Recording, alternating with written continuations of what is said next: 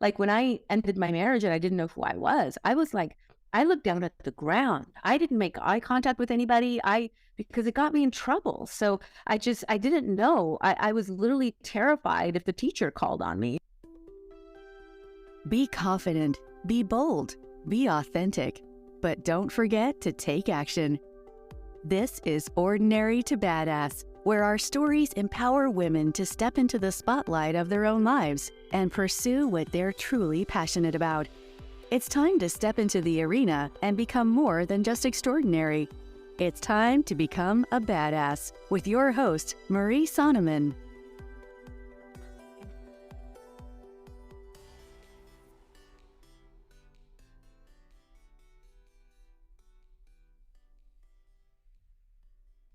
Welcome to Ordinary to Badass, episode number 293.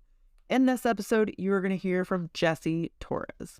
Now, let me tell you a little bit about Jessie. For the past 18 years, peak performance coach and life strategist, Jessie Torres has coached thousands of high-performance people from all walks of life in various parts of the world that have achieved success and the highest level of fulfillment. Out of the top 120 coaches on the planet, Jessie ranked either number 1 or top 3 in every measurable category while working on the top coaching company in the world. Jessie is fueled by a passionate love for humanity and a burning desire to end suffering.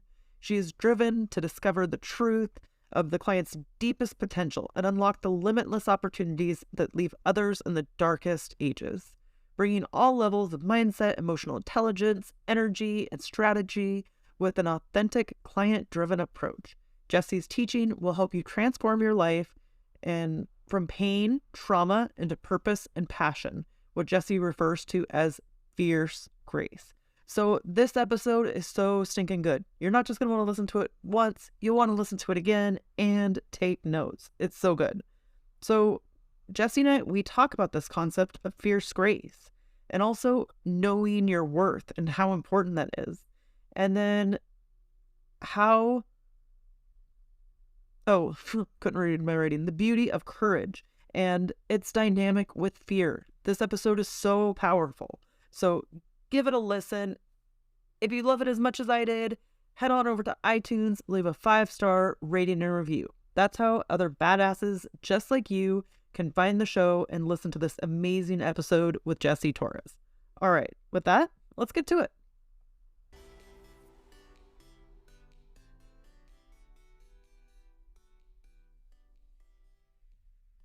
Welcome to Ordinary to Badass. Whether you're ordinary or badass, I am so glad you're here. Today's guest is Jessie Torres. Jessie, thank you so much for being here. Excited to have you on the show.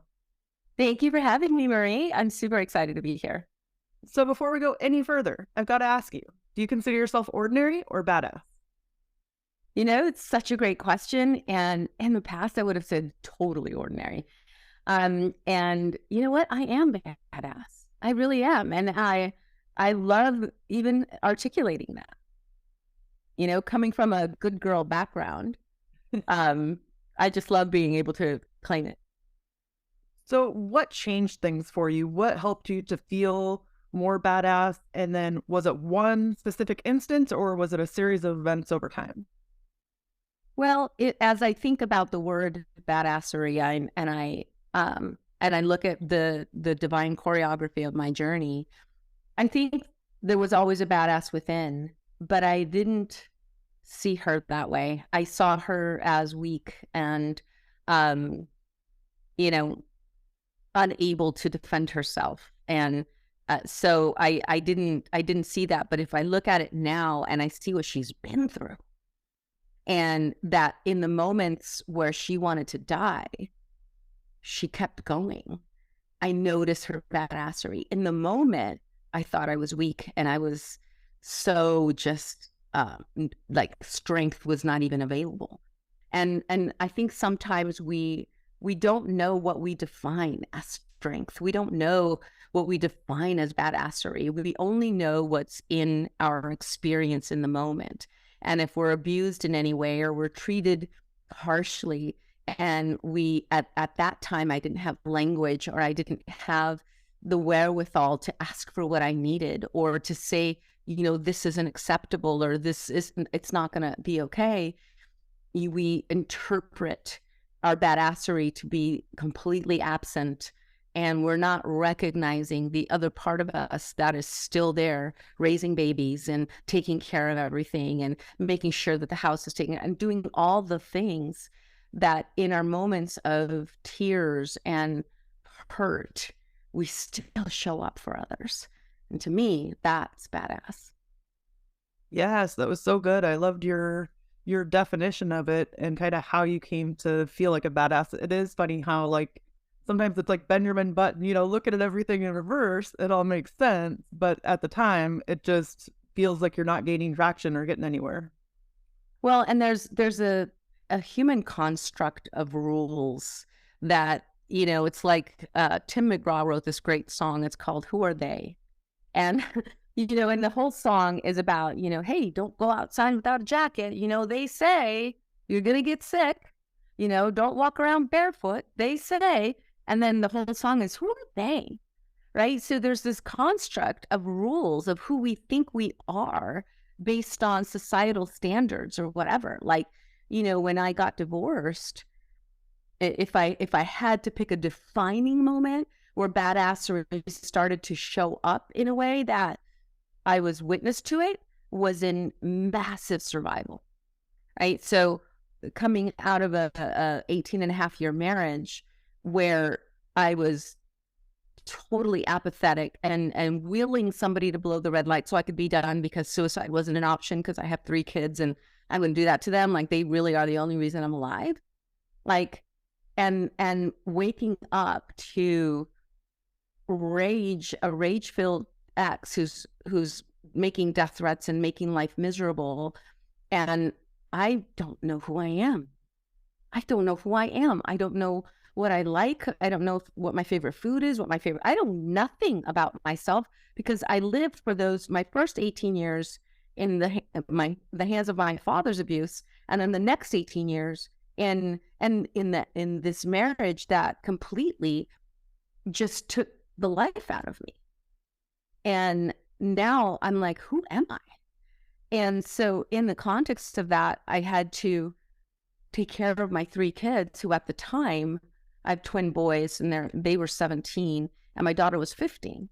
And a very difficult time in their life, where my sons are their last year of high school. And it was just so crazy. And I didn't know how to even leave my city. I was like having to Thomas guide it, because that's how kept I had gotten. And so it was in that moment that I'm just like, okay, I need to figure this out, because I'm terrified of everything. And I started to put challenges in my path. If it scared me, I leaned in, because I had to build a courage muscle that I didn't even know existed, but was there, but didn't know existed. And that, I think, is what began me and really starting to see the badassery of what I had to do in that moment of survival. And by the way, I do want to say, whenever I talk on this stuff, I want to preface all that you'll hear from me with, I am an absolute love and total forgiveness with my ex, my dad, my mom. Like, I am so in gratitude for every part of my journey. And, I'm just sharing my experience of the Jessie that went through that. But I hold nothing, this isn't a bashing on my husband, is what I want to say, because there is none. He played a role in my journey, and now I get to help other women find their badassery, because I know what it's like to feel like you're absent of it, and I know what it's like to grab it by the frickin' horns. Okay, so good. There's so much I want to dig into there. But before we do, will you tell us a bit more about yourself? Sure. So I come from, my parents are both born and raised in Peru. And my mom met my dad when she was 19 and he was 30. What she fell madly in love with, she didn't know, is that he was married with 2 kids already and one on the way. And my grandfather found out. And when he did, my mother raised her money and decided to come to America to leave him.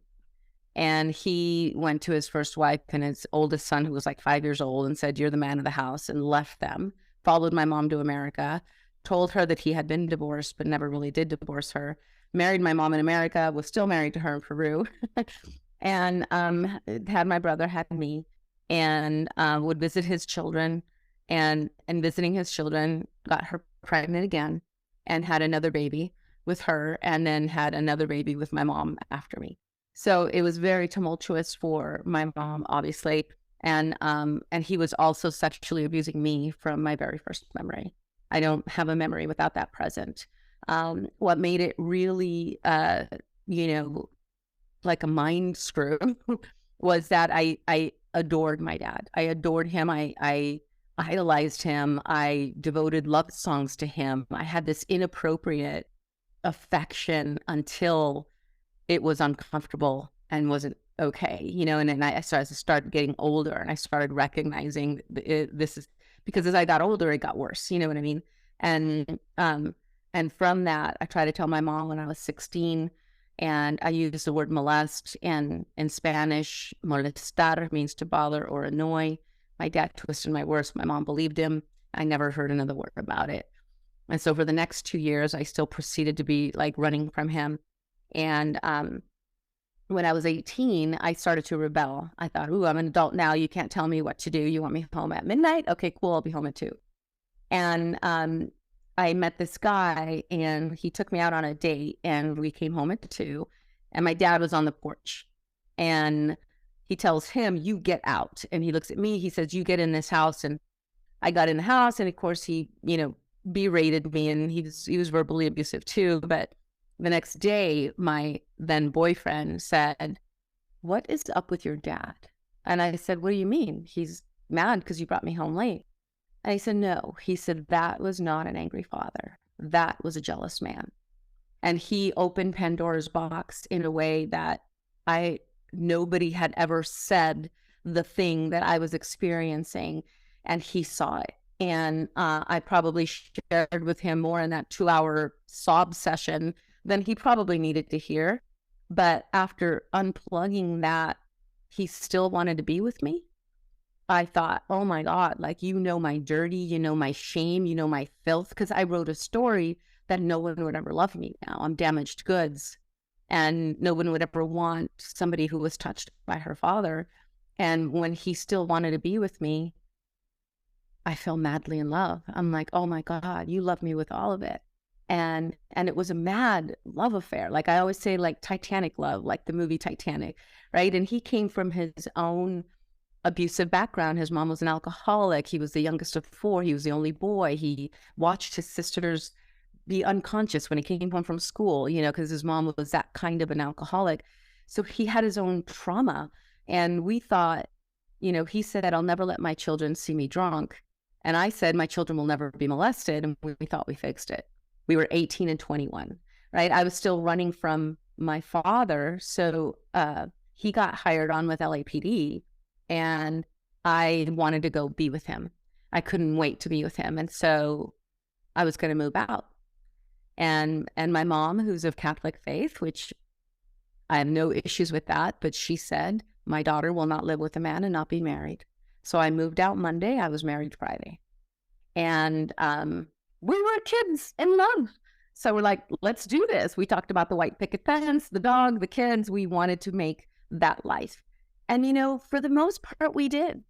We did. We really did. There was a side to him that was so pure and so profound. When you come from that kind of depth of darkness, it is converse to the height of your light if you seek it, right? But for him, the only way he knew how to communicate was with his mother, who called him a loser every day. And they spoke in vulgarities and yelling and viciousness. And he was octaves higher than my dad, but it was from my emotional state of being. And so it fit. It was the perfect fit.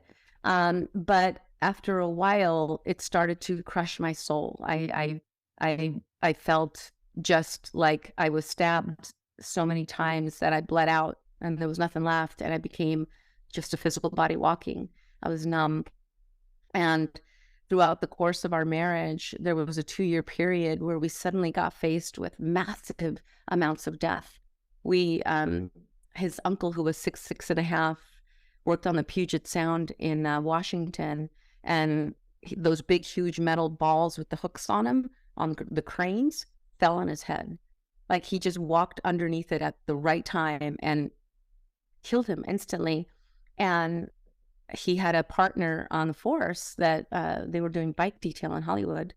And he got home from work, put on a John Wayne movie to relax, and had an aneurysm and died at 30. He was 38 years old, 36, something like that. And he left a 4-year-old and a 6-year-old, and then we got that horrific knock on the door, and his sister had committed suicide. And then a year later, my brother was murdered. And so it was just like this tumultuous, like, gut check. And it was very, very difficult. And leading to now, November 14th, 3 months ago, my little brother was murdered. And so it's like, wow, like, talk about having to find your badassery, like, in the context of everything that I've gone through and that I've learned and I've put myself through. I had to call on every resource, every mindset tool, every emotional calmness, my own meditative practices to just get through the last 3 months.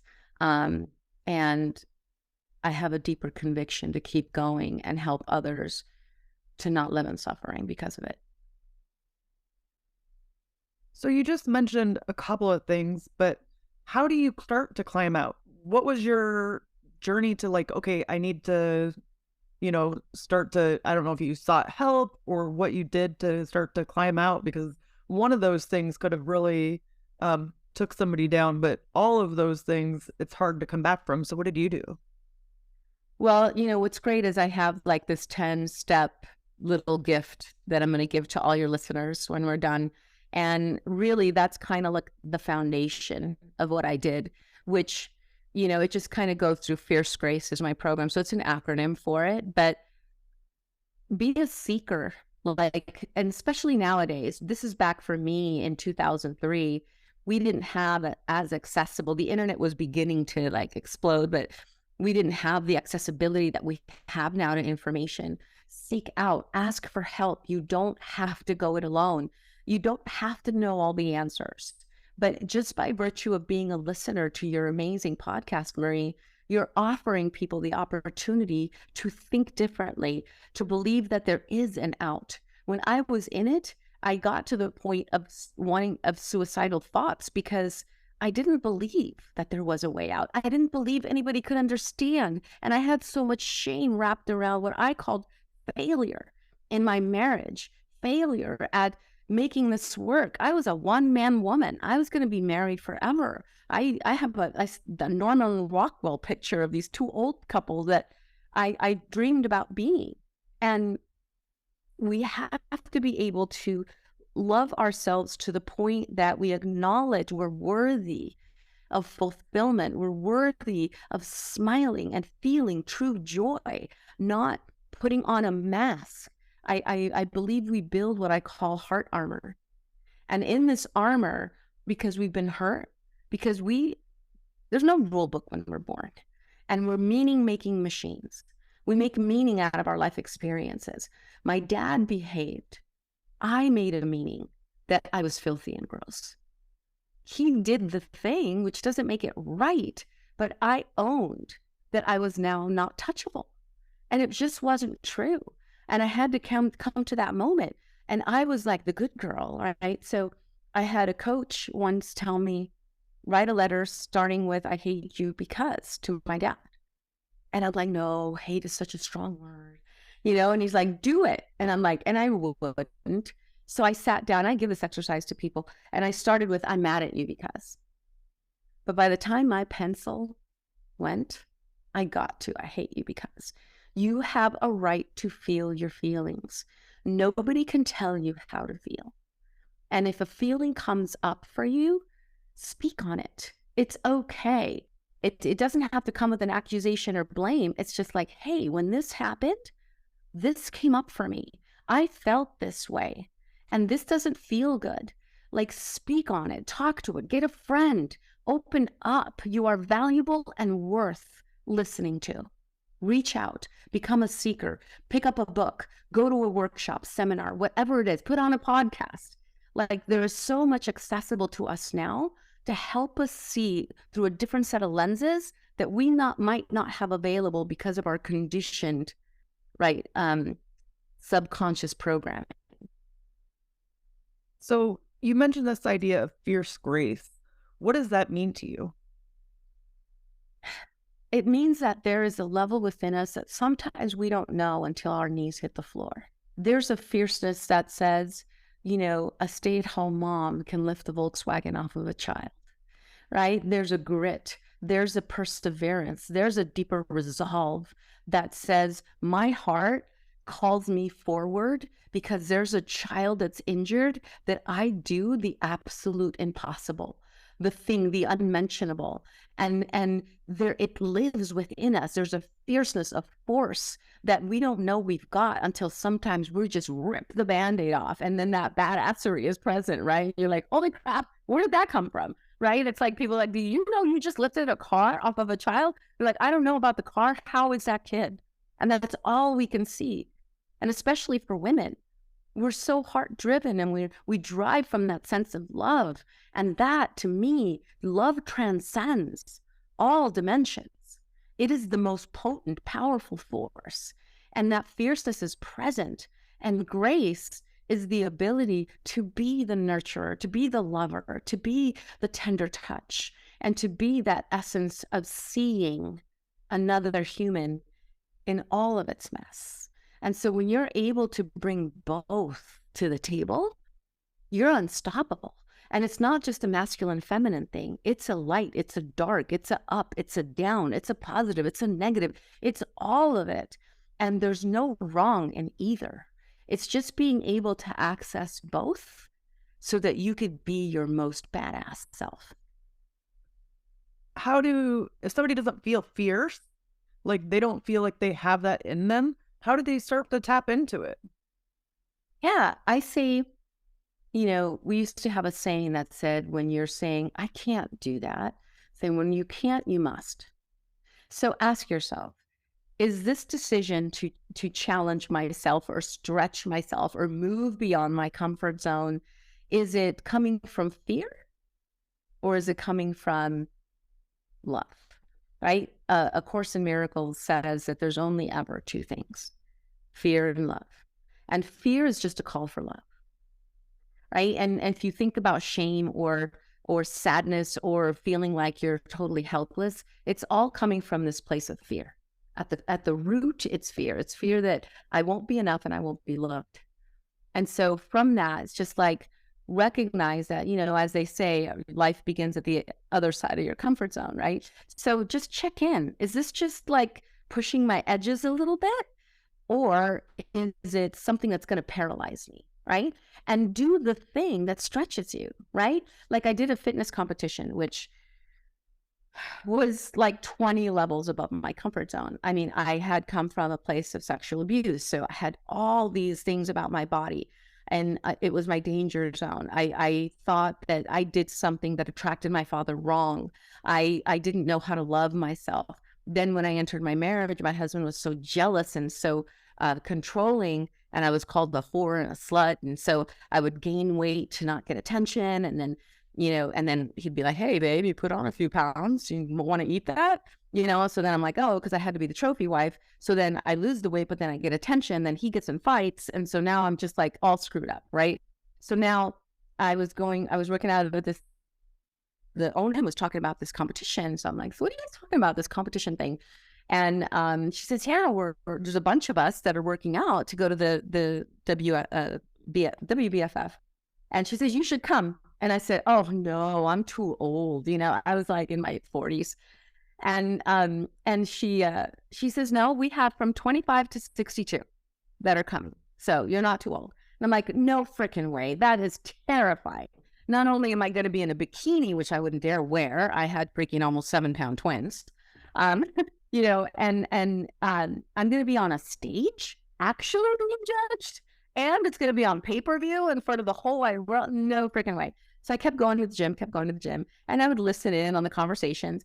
And one of these ladies says, we're going to downtown LA to look for dresses. We got one room for one more in the car. Does anybody want to come? And I'm like, oh, I'll keep you guys company. And I come along. And then I dropped $300 for a dress. And I'm like, oh my God, I'm doing this, right? Because I was ruminating on it. Like, I should, right? And I'm like, oh, when you can't, you must. And I was like, now I have to. And I did it, and I did it with the purpose and the intent to leave shame on the stage. And, it terrified me. Right? But I knew that, what's the worst that can happen? And trust me, when I was about ready to walk on stage, I was in 5-inch freaking nude heels and a long train in my dress. And I'm about to walk up there and I'm like, oh my God, I'm going to trip, right? And I know enough, we manifest what we, right? And I'm like, what do I need to do? I'm like, okay, who do I need to be right now? And I thought, J-Lo. How would J-Lo walk out on stage? And so I just kind of borrowed her persona and I got out there and I walked on there. And that, there was so many layers to it, just being seen with, eyes of beauty. There was a modeling thing going on in the Vegas hotel we were at, and we were going from room to room with our hair getting done and our tan getting on. And these people walked in, they're like, are you guys with that modeling agency? And I was like, no, but I walked away. Oh my God. So it just started to expand my horizons. So there is a fierceness in you. When you want to do something and it scares you, just check in. Is that going to put you in a deeper level of paralyzation? Then it might be too big of a stretch. But if it just scares you and it's just pushing you a little bit, go for it. Take the challenge and stretch yourself beyond your limitation right now. And find a sisterhood. Find a sisterhood that'll support you, because trust, you're not alone in your fears. And if you can do it together, it's even better. I didn't have that, but you find it. It's out there. And if you can't push yourself beyond your edges, you've got this. Yes, it's so powerful. I think that so often we get stuck by the things that scare us and we don't even try to take a step towards it because it seems so far outside of our reach. And I know previously we had Mike Bechtel on the podcast, and he had said, you don't have to take a leap over your comfort zone. You could just dip your toe over the edge, just barely put it. And every time you're moving just a little bit closer to what you want to accomplish, for you, has taking on fear. What was the quote? When you can't, you must. When you start doing those things that you thought you couldn't, does it make it easier for the next time or make you more likely to do it for the next time? It actually does, because here's the thing. I love fear because I believe that fear is a call for courage, right? Courage does not exist without the element of fear. So I started to see my courage muscle building. And if you're somebody that has lived in fear most of your life, I see you as massively courageous, because if you live with fear, you're having to access courage all the time. And you have to remember, courage is a frequency. It's an energetic vibration of the rhythm of your heart. So it doesn't have to be that you got courage because you were running from a bear, right? It could be courage to go to the dentist. It's a vibration. It's a frequency. It's like courage FM. So no matter how many times you access courage, you have courage within you. So every time I stretched myself, it was a courage building opportunity. And so I started to be witness to my own courage. Like when I ended my marriage and I didn't know who I was like, I looked down at the ground. I didn't make eye contact with anybody because it got me in trouble. So I didn't know. I was literally terrified if the teacher called on me. I was peeing my pants because I didn't want to have to speak, because I literally, I had this job and I got in trouble by the boss and I couldn't look at him in the eye. And he literally was following me going, can you look at me? And the minute he said that, I was literally I could not talk. I was crying so bad. That's how I used to be. So I'm like, holy crap, I'm going to survive in this life like this. So I signed up at the local community college for an improv class. Again, why? Because it terrified me. Improv. But what's great about improv is that there's no wrong, right? It's like they say, okay, Marie, start a story about waking up in your kitchen, right? So you're like, oh, I woke up in my kitchen, I threw some toast in the toaster, and I started to make breakfast, and then Jessie, take it from there. And then a football came crashing through the window, and it broke everything, and glass got in my eggs, and then Dan, take it from there, and then they would and it just was this freedom to be expressed and not be wrong, right? And so it just cracked something open, right? Like they have 30 people walking around in a classroom, and you're just walking, and he'll go, Marie, and you had to do something or say something, and all 29 people had to repeat you, right? So one lady, she gets called on, and she goes, I don't know. And so 29 people went, I don't know. And so it broke the ice, and so it just started to open up. So the next semester, I took an acting class because that terrified me. And you know what role I got? It was so uncanny. God works in mysterious ways. But here I came from sexual abuse. I played the role of Barbara Streisand in the movie Nuts, which is an older movie. But in the movie, she was a prostitute. And she had to fight for herself in a court of law. And I was a good girl, so I didn't curse. I had to curse. And so again, it's like it gave me permission to get outside my comfort zone because I was playing a role. I want to get an A in class, right? So it's just like it's beautifully puts you, it stretches you. So you start to be witness to another side of you, the fierceness that lives within that, like, oh, I did this. And then other things don't feel so fearful. So you've mentioned a couple times about playing a role. And so often, especially women, we hear, be a good girl, and they start to sink into our identity, and we think we have to appease everybody else. How do you start to break those limits or those roles that are defined by society? Be courageous enough to be the essence of who you are, not the description of others. Women and men, but women, because we're the nurturers, we innately are good. Good girl, by definition, has a construct of rules around it that we now think we need to live by. You are already good. You are already good. What being a good girl does, it starts to put a construct around being able to say no, set boundaries. I can't set a boundary because I don't want to make anybody mad, and I don't want to upset anybody, and I just want to be a good girl, and I'll just put up with it, right? And that's where we start to lose ourselves. Trust that you are good innately. And so, and I also, there's a beautiful book called The Gift of the Body by Jonathan Goldman. And it talks about the chakra systems, right? And the energy layers. And if you, let's say you're driven by the sacral chakra, which is desire. So if you just decide from the sacral chakra, you might desire a man that's married, right? If you drive strictly from that, you might be intimate with him. However, if you take that desire and you sift it up through the layers through the heart, your heart will never allow you to hurt another.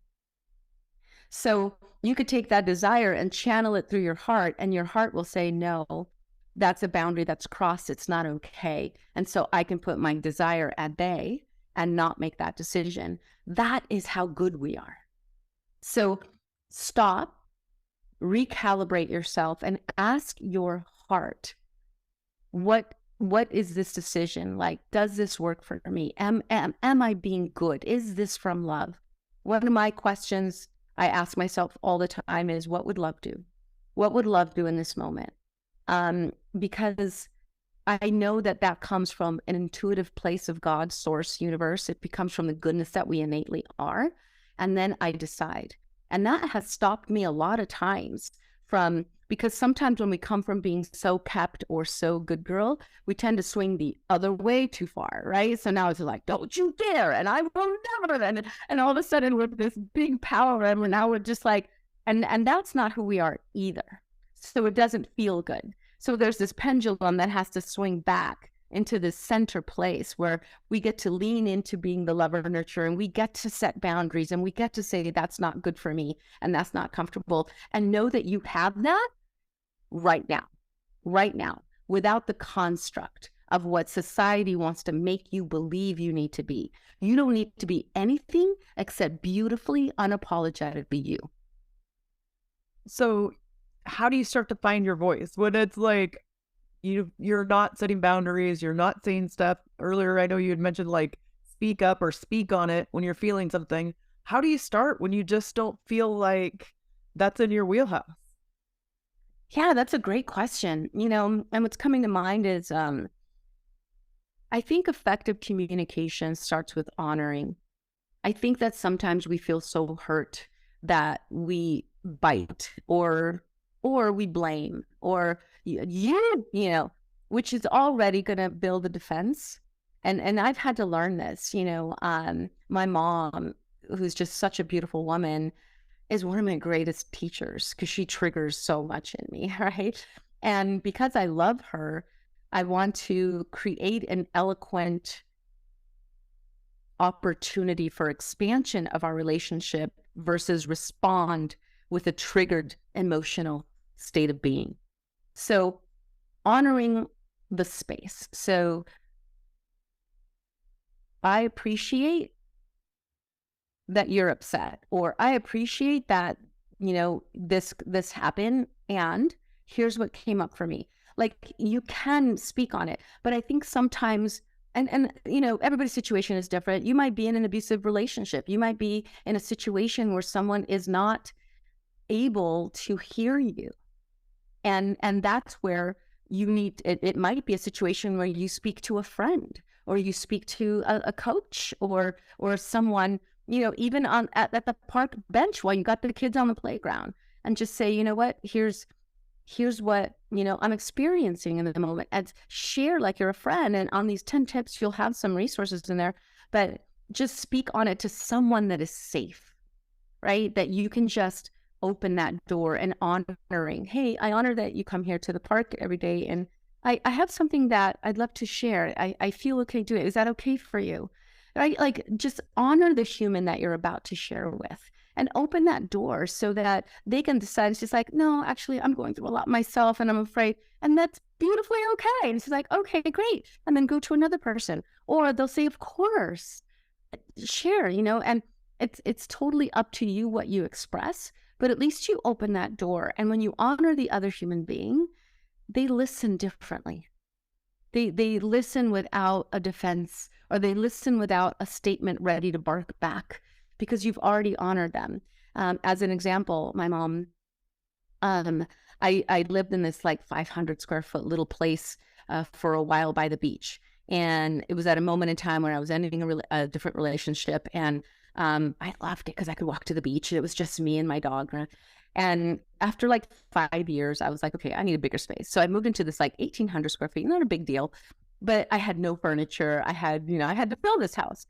And my mom comes over, who was always like in this scarcity mindset. And she's like, well, look at this big house, and who's going to clean it? And oh my gosh, you need to put furniture, and that's going to be expensive. And, I give her drawer liners to line my drawers. And she's like, Jessie, these are $9.99 at Bed Bath & Beyond. They're 99 cents at the dollar store. Let's go to the dollar store right now. I mean, literally, this is what she was doing, right? So we go to 5 different stores it was Labor Day weekend furniture sale, right? And I'm doing my own mindset work around scarcity because of how I was raised. And so I stop for a second, I take a deep breath, and I imagine my 3 kids, each on a recliner, blankets, popcorn, movie night at my house. I get a smile on my face, and I hand over my credit card with joy, and we're walking out of the store. And my mom's like, well, look at you just pulling out your credit card. And I was triggered. I was like, oh, okay, I'm so done with this conversation. And so I took a deep breath, recalibrated, and got to the car. And I said, Mom, you know what? I want you to know something. I want to thank you because you have taught me so well with my money that every time I pull my credit card out, I do it with conscious awareness and gratitude. Like, I really think through it because you've taught me so well. But you know what? Every single time you mention my spending, I go, I did it wrong. Oh, I did it wrong. I screwed it up. And she goes, really?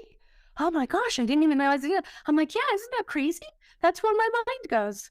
So I owned responsibility for what I was making it mean, but I shared with her to give her the opportunity to recognize that this is what happens when she says that stuff. And she immediately goes, I didn't even realize. Like it was just her model of the world. And then now she had a different reference, and it expanded our relationship, and it allowed us to become even closer. So there's a way to effectively communicate that opens the door to be heard. Yeah. And I like that. And how you said, like, here's what came up for me, or you're able to say that. And I think that doesn't feel aggressive, or it doesn't feel threatening to somebody. So often, and it's not blamey. Right. And we feel like if we're going to confront somebody, it has to be, or maybe we hold it in and then go all in. Yes. It just doesn't go like this, right? We go with our books up. Okay, I'm going to say the thing, but I'm ready for you, versus, yeah. So I love that. So Jessie, we're winding down here. Do you have a tip that you could share for a woman who's in the arena fighting for the life that she wants? I hear you, girl. I hear you. And I'm here. And I'm personally extending my hand. There's so many of us nowadays that are ready to just lend a hand to a sister. And I've had to learn sisterhood. I've been a non-willing participant of the Mean Girl Club. And I've just lived through being just bullied and being treated with, just horribleness from other women. And so I'm committed to creating sisterhood. You are not alone. You're not alone. Please hear that. You don't have to go it alone. None of us are meant to. This isn't a one warrior army. We need each other. And there's not one human being that you look up to that didn't have some form of support or help, that didn't have somebody that believed in him or her, and somebody that said something that was the tipping point that helped them through. You don't have to go it alone. Reach out. You are worth it. You are important. You matter. And I would love everybody to write this down, because it's like so big in the world of coaching that I see so much. And write it from the I have nothing to prove. You have nothing to prove to anybody, not your family, not your children, not anybody. There's nothing to prove. We all go through our stuff, and shame is a cosmic joke. It is something that we as humans made up. We made it up. You're something to be ashamed of based on what? Based on who? God made you in divine light. You are God's creation. Whatever God is to you, I respect and honor all. There is a powerful source that is telling our heart to beat, and you are made in that precision and perfection. So trust that you are divine and you are perfect in all of your messy. None of us doesn't have something out there that we've been through, right? And when you put it all out there, there's nothing they can say about you. What I see is a warrior. Whatever has happened to you or whatever is happening to you wasn't meant to take you out. It was meant to awaken you if you choose it. So good. To beers, you heard it from Jessie. You have nothing to prove. Go back 30 seconds or a minute, listen to that over, because sometimes you need to hear from somebody else the power that you have within you. So I love that. Jessie, how can we connect with you? Thank you so much. This has been amazing. So much fun. And Marie, just thank you as woman to woman, like doing this podcast and helping reach, women, and not only women that are badass, but women that are in the ordinary stage who are just recognizing their badassery. It has been an honor to be here, and I just want to honor you for hosting this podcast and reaching out to as many women as possible. We need each other, and we need the sisterhood to help us recognize ourselves and how beautiful we are. Yes, I agree. So how can we connect with you? You can go to unshakablelife.com. And it's with an E. It's spelled both ways, so I always say that. It's unshakablelife.com or healandgrowrich.org. Okay, awesome. I will throw that in the show notes. Thank you so much, Jessie. You've been a total badass and I've enjoyed hearing your story. Thank you so much, Marie. Appreciate you. And with that, we'll end our show. To all the badass women out there staying in the arena, wherever you are, whatever you're doing, own it and get after it. Okay, such a powerful episode. Let's do a quick recap. 1, be the seeker. Seek out. Ask for help. You don't have to go it alone. 2, love yourself to the point you acknowledge you are worthy of fulfillment, of smiling and feeling true joy, not putting on a mask. 3, fierce grace. There's a level within you that sometimes you don't know till your knees hit the floor. There's a fierceness that says a stay-at-home mom can lift a Volkswagen off of a child. Have fierce grace. When you say, number 4, when you say, I can't do that, when you can't, you must. Ask yourself, is this decision to move beyond my comfort zone coming from a place of fear or love? Number 5, find a sisterhood to support you. Trust you are not alone in your fears. If you can do it together, it's even better. If you don't have a sisterhood, then go find one. Okay, make sure tune in on Thursday to hear 3 reasons why Jessie Torres is so badass.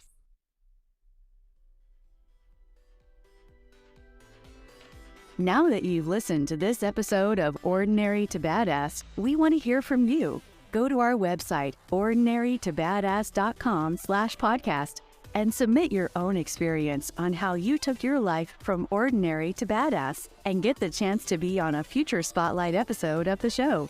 That's ordinarytobadass.com/podcast. While you're waiting for the next episode of the show, wipe off the sweat, dust off the dirt, and get back in the arena. I don't want to severely.